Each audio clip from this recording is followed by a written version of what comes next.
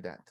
Muy bien, en esta unidad estos son los temas que vamos a estudiar y vamos a revisarlos a continuación. Bien, me dice Liseda Nay que creo que su audio no se escucha, a ver si la podemos apoyar, mi estimado licenciado Álvaro. Vamos a empezar con este tema que dice John Ruskin. Haz justicia con alguien y acabarás por amarlo, pero si eres injusto con él, acabarás por odiarlo. Última unidad.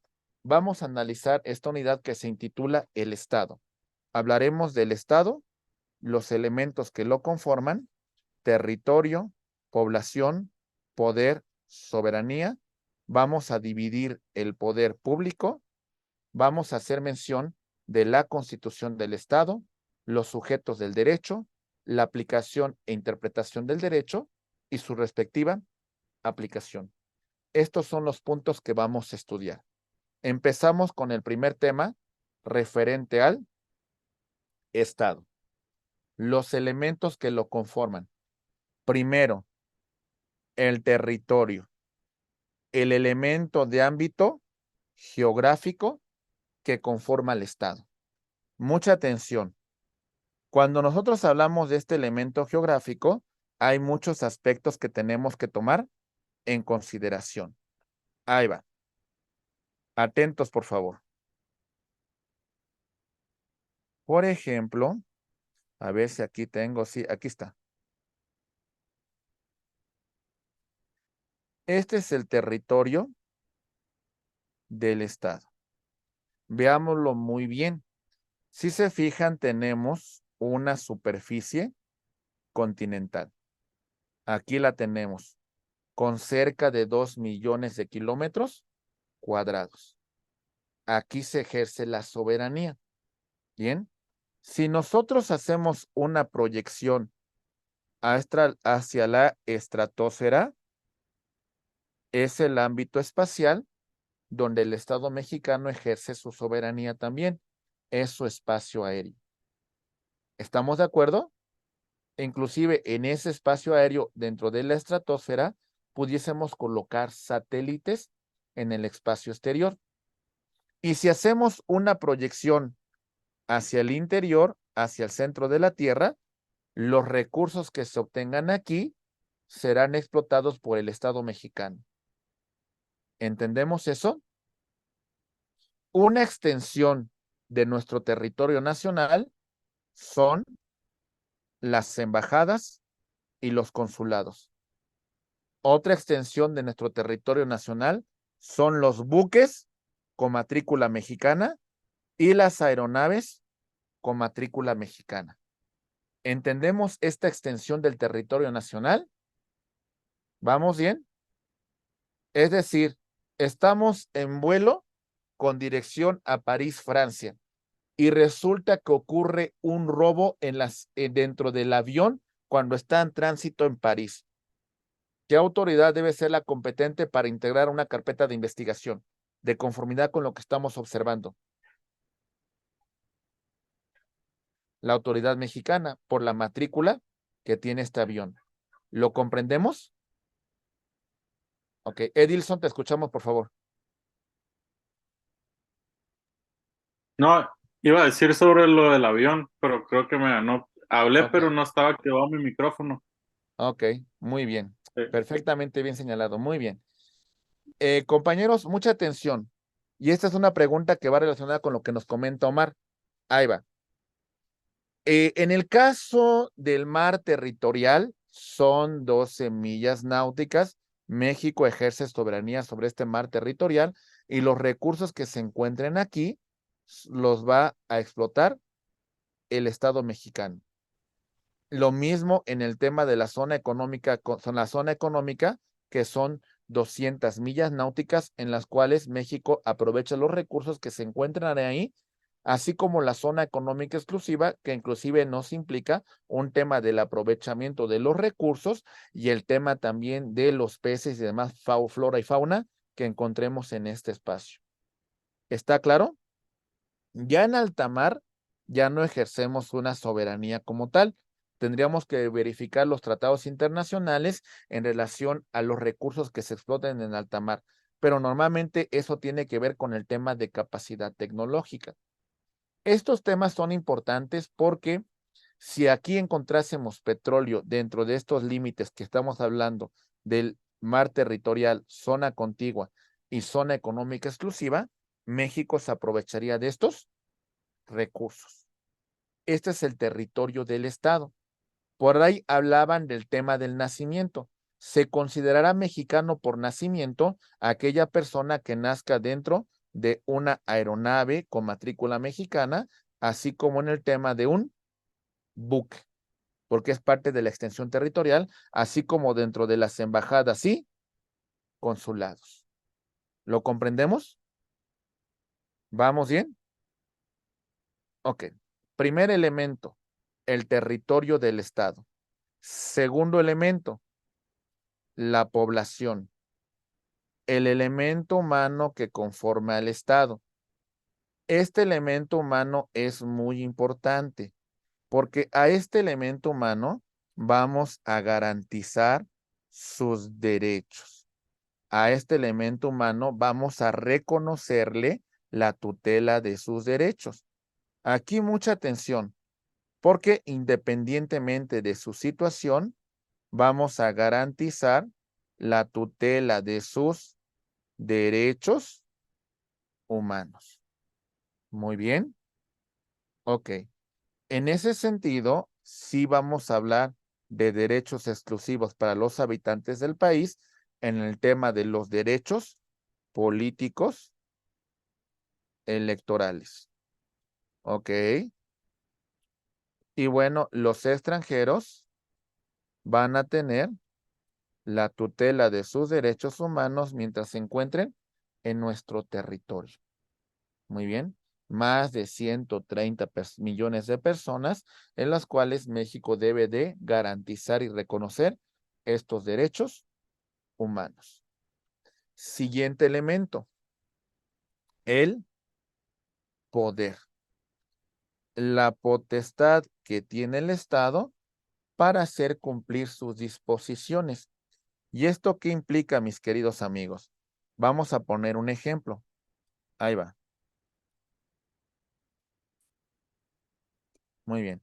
En este sentido, mis queridos amigos, cuando nosotros hacemos referencia a una situación de naturaleza global, hay que tomar en consideración que hay varios supuestos que vamos a considerar.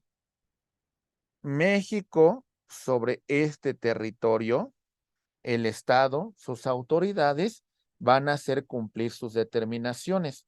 Ninguna otra nación del extranjero, por mucho poder económico que tenga, se debe involucrar a cuestiones de derecho interno. ¿Sale? A nivel nacional hablamos de un tema de autodeterminación y hablamos de la libertad y autonomía de los pueblos. Solamente nosotros vamos a tomar determinaciones en estos temas del ejercicio del poder. ¿Está claro? Mi estimado Juan Luis Ruiz, te escuchamos. Sí, aquí hay una cuestión muy interesante en cuanto a este tema, eh, pues con lo que está sucediendo en las relaciones de Estados Unidos y México, donde Estados Unidos quiere intervenir para darle solución a la cuestión de los cárteles y el narcotráfico. Aquí ya se estaría involucrando cuestiones de índole internacional y qué tan legal sería en un momento dado una intervención por parte de Estados Unidos. Pues bueno, eso no sería legal. Evidentemente, eso va en contra del propio derecho internacional, porque hay que permitir la libre autodeterminación de los pueblos. Y si un pueblo decide en un tema de colaboración permitir que autoridades extranjeras intervengan, pues es un tema de autodeterminación. Ahora bien, si hubiese un estado fallido, si hubiese una situación de guerra, si se pone de alguna manera en riesgo la seguridad internacional, entonces sí tendría que verificar el Consejo de Seguridad la necesidad de intervenir militarmente en el estado. Pero así por una simple determinación de una potencia, pues esto no puede ser así. Aunque sabemos que tenemos mucha experiencia en el tema de que potencias extranjeras se han involucrado en estados que no pueden defenderse militarmente y entonces pues las intervienen. Ahí tenemos el caso de Afganistán, ahí tenemos el caso de Irak y podríamos mencionar otros casos que ocurren alrededor del mundo. Pero eso vulneraría la autodeterminación de los pueblos, mi estimado Juan Luis. Sí, porque ahí lo que argumenta Estados Unidos es que gracias a la incompetencia de las autoridades mexicanas, pues el pueblo de Estados Unidos está viendo afectado por el consumo de drogas, entre tantas el fentanilo, ¿no? El tan famoso y popular fentanilo ahorita. Pues sí, o sea, podríamos decir que es una incompetencia bilateral, porque también tenemos allá muchas autoridades que son bien incompetentes y son corruptas. Esa es una realidad. Nada más que como ellos se consideran los jueces del mundo, pues hasta cierto punto consideran que tienen derecho a intervenir y tienen derecho a interferir en cuestiones que son de derecho interno. Pero ese es el tema de la autodeterminación de los pueblos que se encuentra reconocido en la propia Carta de Naciones Unidas. Salvo los supuestos que le mencioné, en otro supuesto, pues no podríamos intervenir militarmente. Como por ejemplo, la última intervención militar de la ONU fue a mediados de los 90 en el caso del genocidio en Ruanda. Ahí sí se involucró Naciones Unidas por esta cuestión de que se ponía en peligro la paz internacional. Muy bien. Ok, seguimos. Ahí va. Ahora tenemos, mis queridos amigos, la cuestión de la soberanía, que complementa mucho el tema del poder, la potestad que tiene el Estado para autodeterminarse. Como ya señalamos con antelación, hay dos clases de soberanía. Ahí va. Hay una soberanía interior que se ejerce sobre el territorio de nuestro Estado. ¿Sale? Aquí está. Esa soberanía interior. La facultad que tenemos para autodeterminarnos. Y frente a la comunidad internacional, hay un principio que se denomina la libre autodeterminación de los pueblos. El respeto a su independencia, el respeto a su autonomía. ¿Sí? Pero bueno, sabemos que hay potencias que pueden tener cierta injerencia sobre algunos países. Por ejemplo, en el tema colonial, muchas naciones de África se han rebelado sobre las potencias colonizadoras, como en el caso de Francia, y entonces se empiezan a tomar determinaciones sobre su futuro. ¿Vamos bien? Ok, siguiente punto. Decimos la división del poder público. Montesquieu, en el espíritu de las leyes, señalaba, hay que dividir al poder para que no se corrompa en una sola persona, en una sola institución. Hay que dividir al poder para que no recaiga en una sola persona. En este caso, la división del poder público la vamos a hacer de la siguiente manera. Ahí va. Empecemos.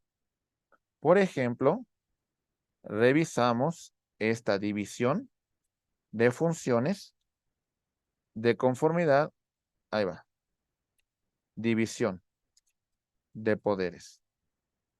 Dividimos en un legislativo, en un ejecutivo,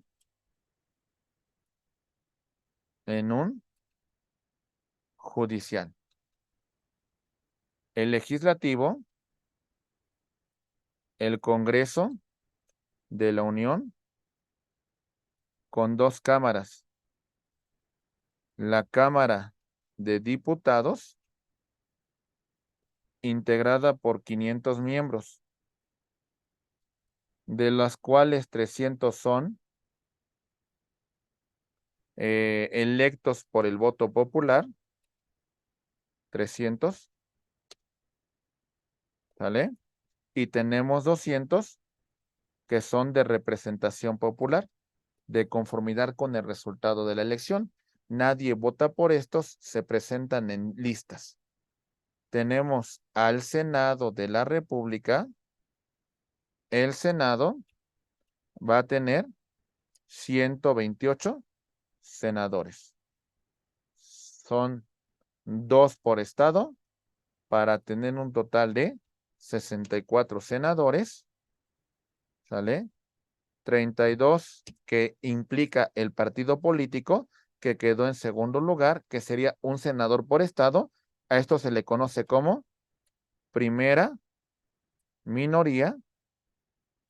Y tenemos 32 por el principio de representación proporcional, de conformidad con el resultado de la elección, para un total de 128 senadores. En los recesos del Congreso tenemos una comisión permanente que se encuentra conformada por 19 diputados, ¿sale? Y 18 senadores, para un total de 37. Muy bien. El Ejecutivo, administración pública centralizada, ¿sale? Desconcentrada y descentralizada. Centralizada, presidente de la República, secretarías de Estado, consejería jurídica. Desconcentradas, una sesión que realiza una secretaría de Estado a este órgano, aunque siguen girando en la esfera de la administración pública centralizada. Sí. Y descentralizada, que serían los órganos constitucionales autónomos, como el INE, como la UNAM, como Pemex, como INAI, etcétera, etcétera. Muy bien. Y judicial, en la cual vamos a tener, mis queridos amigos, a la Suprema Corte de Justicia de la Nación, tanto en pleno como en salas, al Tribunal Electoral del Poder Judicial de la Federación, a los tribunales colegiados de circuito, a los tribunales colegiados de apelación, a los juzgados de distrito y al Consejo de la Judicatura Federal. Así se encuentra conformada la división de funciones en el Estado mexicano. ¿Lo vamos comprendiendo? ¿Vamos bien hasta aquí, mis queridos abogados, abogadas? Muy bien. Ahí tenemos la conformación y cómo se divide el poder en México. Último punto en relación a los elementos del Estado. Vamos a hacer mención a la Constitución del Estado. La Constitución es la norma fundamental que crea, que organiza el Estado. Entonces, a partir de la norma constitucional, vamos a verificar lo siguiente. Muy bien. A partir de la Constitución, vamos a crear las leyes. Ok. A partir de la Constitución, vamos a señalar las facultades de las autoridades. Chile, vamos a hacer la división de funciones: ejecutivo, legislativo y judicial. Muy bien. La Constitución es la estructura bajo la cual va a sustentar el Estado, la cual va a justificar su poder. ¿Comentarios hasta aquí? ¿Está claro? Ok, muy bien. Perfecto.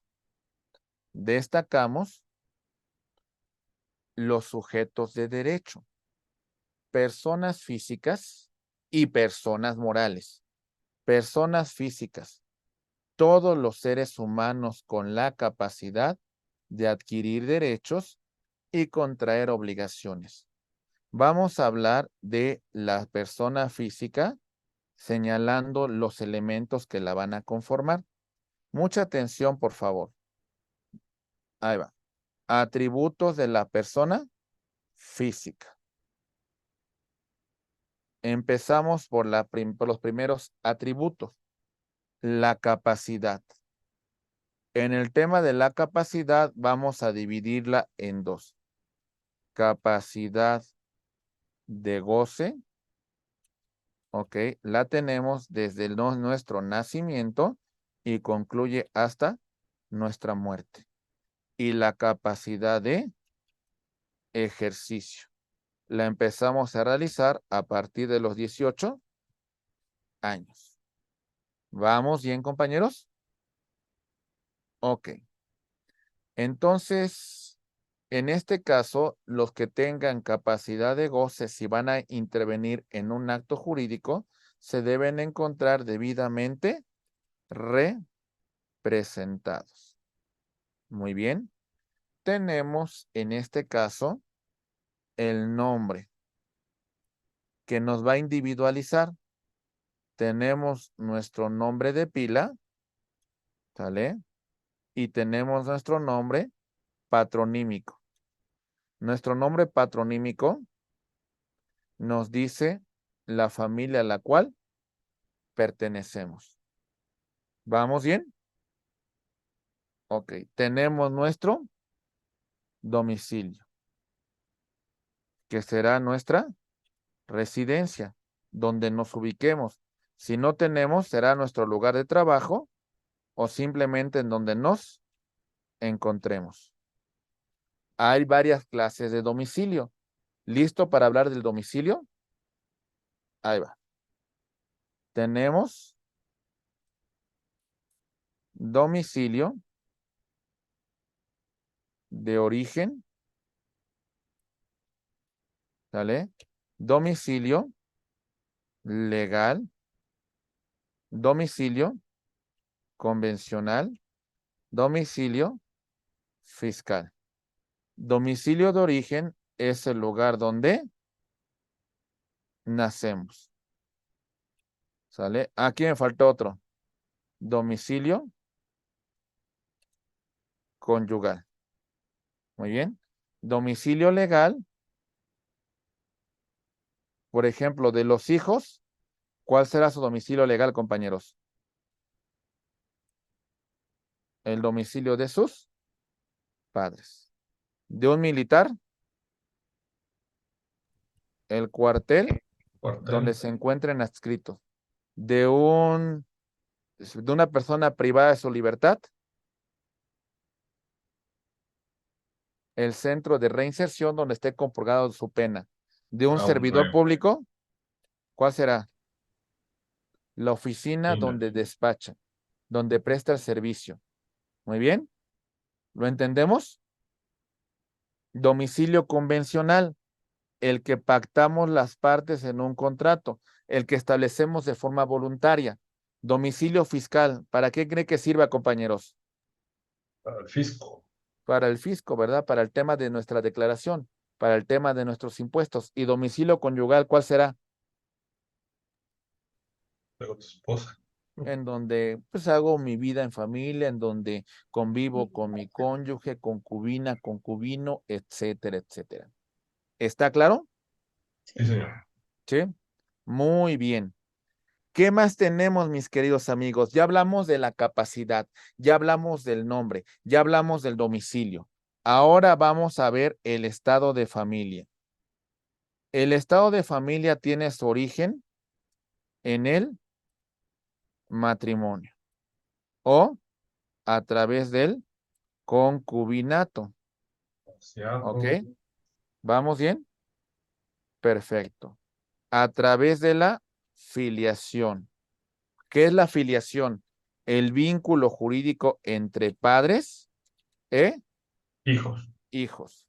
¿Sale? La adopción. El vínculo jurídico entre adoptante y adoptado. Tiene los mismos alcances de un parentesco consanguíneo. ¿Vamos bien? Y también en el tema de la tutela. Cuando un tutor se encarga de custodiar, se encarga de administrar los bienes de su pupilo, porque es un menor sobre el que nadie ejerce patria potestad o por ser una persona mayor que tiene capacidades diferentes y que no puede valerse por sí misma. Ahí tenemos la situación del estado de familia. ¿Nos queda claro, compañeros? ¿Sí o no? ¿Sí? El patrimonio, todo aquello susceptible de valoración económica. El patrimonio se va a dividir en dos. A la riqueza que tenemos, compañeros, a todos los bienes, ese va a ser un patrimonio activo. El patrimonio pasivo son nuestras deudas, son nuestras obligaciones. Muy bien. ¿Sí o no? ¿Sí? Ok. La nacionalidad. Ahí va. Muy bien. Vámonos con el último atributo de la personalidad, la nacionalidad. Voy a hacer la siguiente distinción. Ahí voy. Muy bien. En el caso de la nacionalidad, tenemos, ahí les va. Nacionalidad por nacimiento,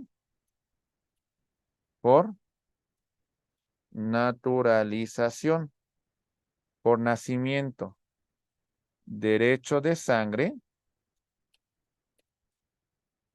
derecho de suelo, derecho de sangre, hijo de madre o padre mexicano, de suelo, nacer en territorio nacional o en alguna extensión del territorio como son las embajadas, los consulados, en una aeronave con matrícula mexicana o en un buque con matrícula mexicana.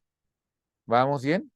Y la naturalización, obtener la nacionalidad cumpliendo los requisitos que nos establece la Secretaría de Relaciones Exteriores. ¿Comentarios, dudas sobre atributos de la persona física? ¿Está claro? ¿Sí o no? ¿Sí? Muy bien. Atributos de la persona moral. ¿Qué es la persona moral? Ahí va. La persona moral es una ficción de derecho conformada por un grupo de personas físicas o de otras personas morales que van a unirse en una instancia unitaria para contraer derechos y obligaciones. Ahí va el ejemplo. Atentos, por favor. Muy bien. Vamos a constituir una empresa. Muy bien. Aquí está la empresa que vamos a crear. Tenemos que en esta empresa van a participar A,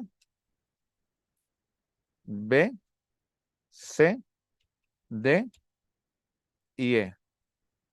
Cada uno de estos va a aportar 1,000,000 de pesos para conformar una persona moral que va a tener un total de 5,000,000 de pesos de capital de inversión.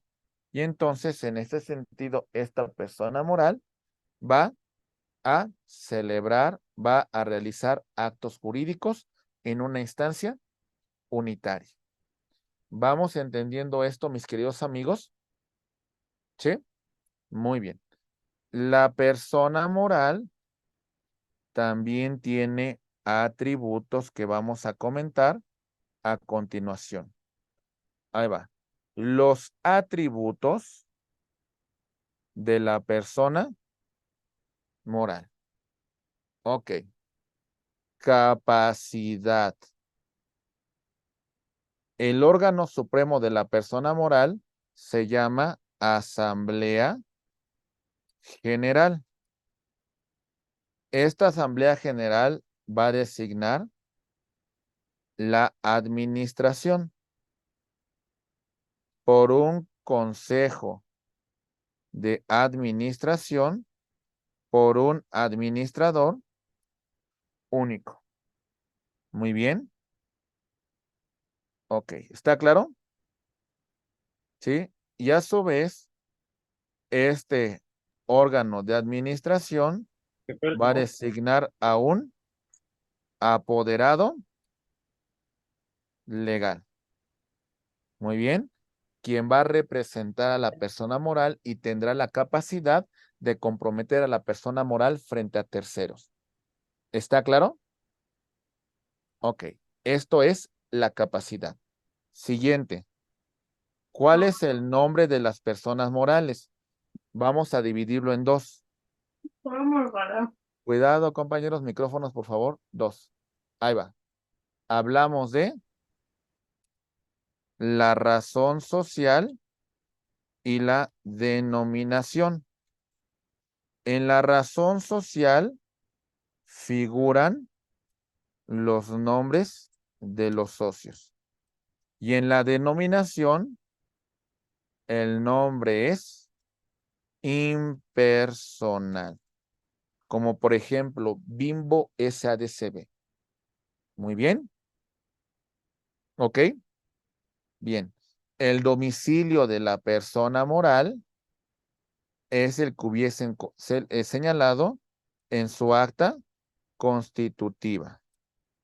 ¿Sale? O en su caso podrá ser la fuente principal de sus ingresos, que es su matriz, e inclusive puede ser alguna de sus sucursales. ¿Se entendió el domicilio de la persona moral, donde va a cumplir con sus obligaciones? Sí.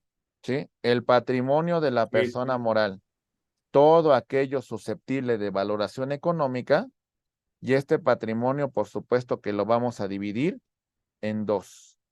El activo, que sería la riqueza que tiene la persona moral, y el pasivo, que serían las deudas, las obligaciones que tiene la persona moral. La nacionalidad, donde legalmente se constituyó y deberá de cumplir con los derechos y obligaciones que se establezcan para esta persona moral. ¿Está claro los atributos de la persona física y la persona moral? Sí, quedó ¿Vamos claro. bien? ¿Sí? Sí. Muy bien. Ok. Yo sé que es bastante información. Muchas cuestiones que tengan dudas, compañeros, si se fijaron al principio de la sesión, les dije que tenemos un canal de YouTube.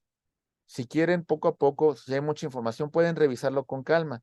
A veces después de mucho tiempo nuestro cerebro se puede cansar, pero ya en una situación un poco más relajada, podemos revisarlo y podemos reestructurar nuestro estudio. ¿Vale? Ok, entonces, si pueden ir revisando mucha información, adelante. Si pueden estudiar algunas otras materias, adelante. Con todo gusto, estamos para apoyarlos. Muy bien. Ok, seguimos. Ahora, después de conocer a las personas físicas y a las personas morales, vamos a continuar con el tema de la aplicación e interpretación del derecho. Estimados amigos, lo que estudiamos hoy tiene que tener una aplicación práctica. El derecho tiene como función la solución de problemas concretos. Muy bien. Tenemos una formulación de hipótesis, vamos a resolver controversias y la vamos a presentar al órgano jurisdiccional. ¿Qué hacemos en general? Les dije que el derecho es una ciencia. Lo que normalmente pasa en estos casos es todo un fenómeno científico. Ahí va. Lo que hace el abogado en primer lugar es una observación del problema que le están planteando. De esta observación, el abogado debe tener la capacidad de realizar un planteamiento del problema y entonces va a formular su hipótesis. Esta hipótesis es la teoría del caso que va a justificar la acción del abogado y se conforma de elementos fácticos, circunstancias de tiempo, de modo y de lugar, elementos normativos, que es la norma aplicable al caso concreto, y los elementos probatorios. ¿Qué elementos tiene para justificar su dicho? Pruebas documentales, ¿vale? Pruebas testimoniales, pruebas periciales, etcétera, etcétera. Muy bien. Esta es su teoría del caso que va a plasmar en su demanda, que va a plasmar en su solicitud, que va a plasmar en su queja, que va a plasmar en su recurso. Esta es la teoría del caso. El abogado no se queda con temas hipotéticos porque esta hipótesis la vamos a llevar al órgano jurisdiccional, que en una fase de desahogo, ¿sale? Y en una fase de emisión de sentencia, va a verificar que esta teoría quede debidamente acreditada y en todo caso, al concluir, pues pondrá fin a la controversia. ¿Por qué planteo todo esto, compañeros? Porque este es el punto central del derecho, plantear los casos ante el órgano jurisdiccional y resolver controversias. Esa es la posición del derecho. ¿Cómo hago que esta norma se aplique a problemas prácticos? Cuando llegamos nosotros ante el órgano jurisdiccional, lo que vamos a encontrar es de que el órgano jurisdiccional va a realizar su función aplicando la norma jurídica al caso concreto. Esto es un silogismo muy básico. Por ejemplo, vamos a hablar del tema de feminicidio. Ok. Dice, comete el delito de feminicidio aquella persona que priva de la vida a una mujer y esta privación se hace por motivos de género. En este supuesto, vamos a hablar, por ejemplo, de la aplicación de la norma al caso concreto. Premisa mayor, el tipo penal de feminicidio. Premisa menor, la conducta del sujeto activo A que privó de la vida a su pareja B y esto lo hizo por razones de género. Como consecuencia, como conclusión, la conducta de A encuadra dentro de la hipótesis normativa del delito de feminicidio y se establece la pena correspondiente por lesionar el bien jurídico tutelado. Esto es la aplicación de la norma a un caso concreto. Por supuesto que debemos demostrar estas circunstancias. ¿Está claro? ¿Sí? Muy bien. Pero también su señoría tiene que hacer una interpretación en el sentido alcance que más beneficie, que más tutele, que más proteja el derecho fundamental de una persona.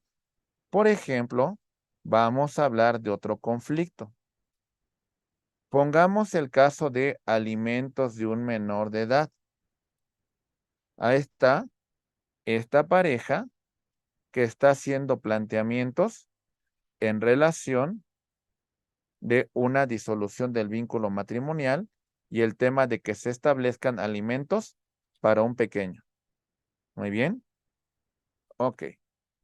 Cuando el juez emite una resolución, tendrá que inclinar balanza y tendrá que hacer una ponderación por encima del derecho de los padres, deberá de velar por el interés superior del menor. Y eso lo conllevaría a inclinar balanza, a interpretar en favor del menor, la resolución que emita en este caso en particular. ¿Está claro? Muy bien. Y por supuesto también el juez integra el orden jurídico cuando emite jurisprudencia que resuelve lagunas, que resuelve antinomias, que resuelve contradicción de la ley. Entonces, ahí hablamos de la aplicación de la jurisprudencia. Muy bien. La interpretación del derecho es doctrinal cuando tomamos en consideración la opinión de los especialistas. Esta opinión no es vinculante, solamente es orientadora. Es judicial con el tema que hablamos de la jurisprudencia. La jurisprudencia sí es vinculante y obligatoria. La legislativa sería desentrañar el sentido de la ley, indagar en los propósitos que tuvo el legislador al crear la norma. Muy bien. Ok, voy a colocar, mis estimados amigos, un pequeño video, el cual va a versar sobre cómo todos estos elementos se aplican en un caso en particular. Ahí voy, ¿eh? Atentos, por favor. Muy bien. Ahí va. Voy a poner el video. Sí, ahí va. Permítame un momento, por favor.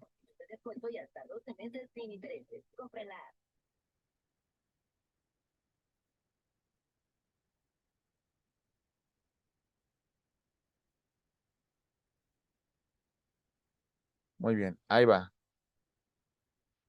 Thank you. Good morning. Ok, empecemos con el comentario, compañeros. Cierro micrófonos. Thank you. Good morning, sir. Good morning, Judge. Mr. Carrera, you are charged with a school zone violation. Beg pardon? You are charged with a school zone violation, which means that you were exceeding the speed limit in a school zone. I don't drive that fast, Judge.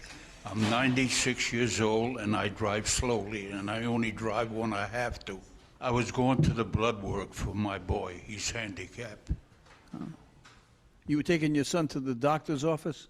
Yeah, I take him for blood work every 2 weeks because he's got cancer. You are a good man.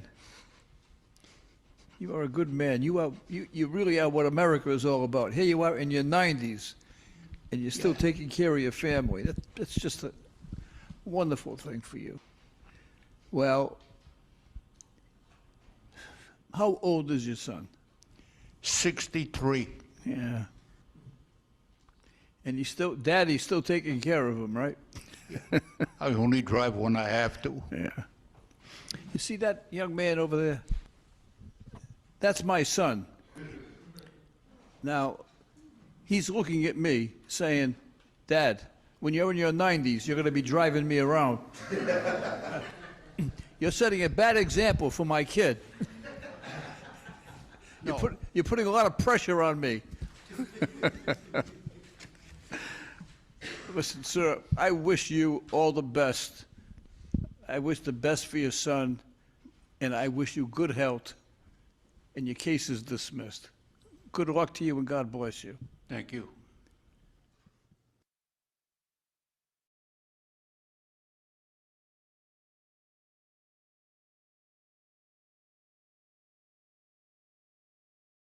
¿Qué ocurrió en realidad, mis queridos abogados? Pues a final de cuentas hizo un ejercicio de ponderación de derechos, inclinó balanza, resolvió con equidad, resolvió con justicia, ponderó derechos. Evidentemente, posiblemente el señor sí infringió una norma de tránsito, pero también hizo una ponderación en relación al bien jurídico que estaba protegiendo este señor, y fue una historia conmovedora. Los jueces tienen que inclinar balanza, los jueces tienen que resolver tomando en consideración estos elementos. El derecho es una ciencia humana, no es una ciencia fría. El derecho busca la felicidad del ser humano. Si el derecho solamente fuera punitivo, mis queridos amigos, créanme que estamos perdiendo el tiempo en una carrera que es fría y que no produce nada más que castigo y sanción. Si no entendemos que el derecho busca la armonía, si no entendemos que el derecho busca el amor, si no entendemos que el derecho busca el bien común, entonces no tiene ninguna razón de ser el derecho. Porque para castigar no es el derecho, sino todo lo contrario. Es para buscar la armonía, es para buscar un bien común, es para buscar la felicidad del ser humano. Muy bien. Estimados amigos, al final, como nos dice mi estimado Jorge Vargas, la aplicación del derecho no es necesariamente aplicar la norma, es buscar la aplicación de justicia. Ya hay uno de los puntos que establece Eduardo J. Couture en sus mandamientos del abogado que dice, abogado, cuando te encuentres en un conflicto entre derecho y justicia, inclina la balanza por la justicia. Bien. El juez debe tomar en cuenta, de conformidad con este video que vimos, la realidad social, la situación particular de cada caso. Por eso no queremos jueces desapegados de la realidad. No queremos jueces multimillonarios que ganen mucho dinero y que no se encuentren involucrados con la necesidad de su pueblo, porque si no viven en una burbuja, viven en una jaula de cristal, no conocen la realidad. Los jueces, los órganos jurisdiccionales deben buscar equidad, deben buscar justicia, deben buscar la tutela de derechos humanos. Los jueces, los órganos jurisdiccionales deben de resolver de conformidad con la jurisprudencia, de conformidad con el precedente, de conformidad con la solución de casos anteriores. Y por supuesto también se van a ilustrar de doctrina porque son científicos del derecho, porque son abogados, porque son estudiosos de la norma. Y todos estos elementos son cruciales en la aplicación del derecho. Muy bien. Conclusiones de esta unidad.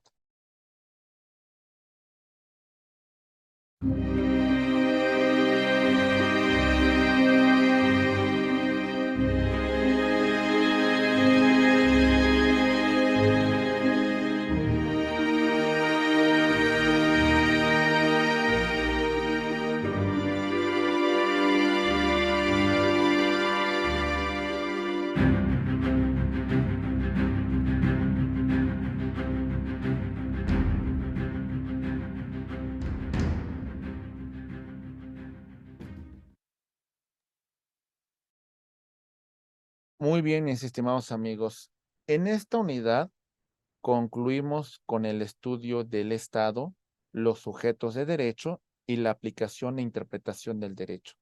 Dentro de los elementos del Estado, hablamos del elemento geográfico cuando mencionamos el territorio y mencionamos de alguna manera la extensión del territorio a través de embajadas, a través de consulados, a través de aeronaves y de buques.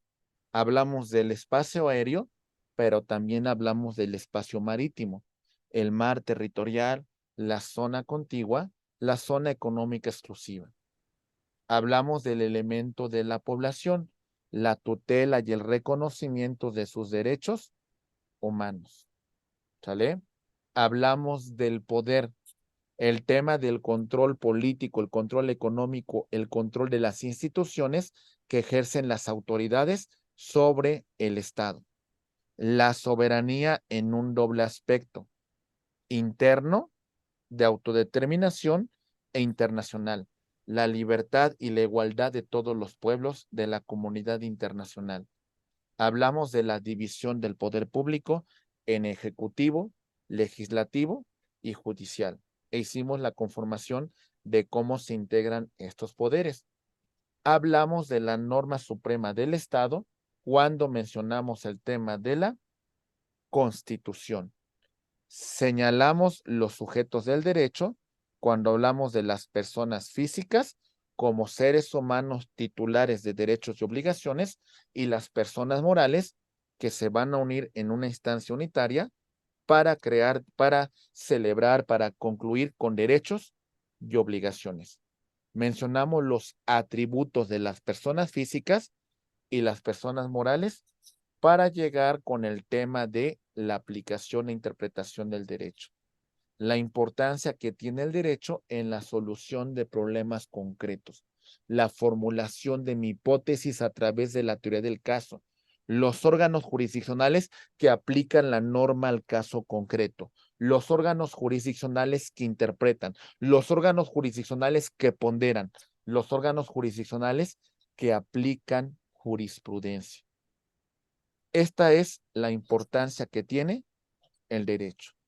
Y esta es la primera asignatura de su formación profesional como licenciados en Derecho. Es una materia introductoria que espero que muchos de los puntos estudiados por aquí, en estas horas que estudiamos, sean de gran utilidad para ustedes. Cerramos este estudio con el ejercicio de retroalimentación, en la cual vamos a revisar los puntos que estudiamos en esta unidad. Me comentan que coloque nuevamente la gráfica de el mar territorial, la zona económica exclusiva y el territorio del estado. Rápidamente para que lleguemos a la conclusión. Aquí lo tenemos, mi estimado amigo. Ahí está el tema de la superficie continental, la extensión del territorio y el mar territorial, la zona contigua y la zona económica exclusiva. ¿Sale? Donde el Estado va a ejercer su dominio pleno, donde el Estado va a ejercer su soberanía, donde se van a explotar los recursos que aquí se obtengan. ¿Bien? Ok. Bien, estimados amigos, entonces, ahora sí, concluyendo con este resumen sobre nuestras actividades, vamos a continuar.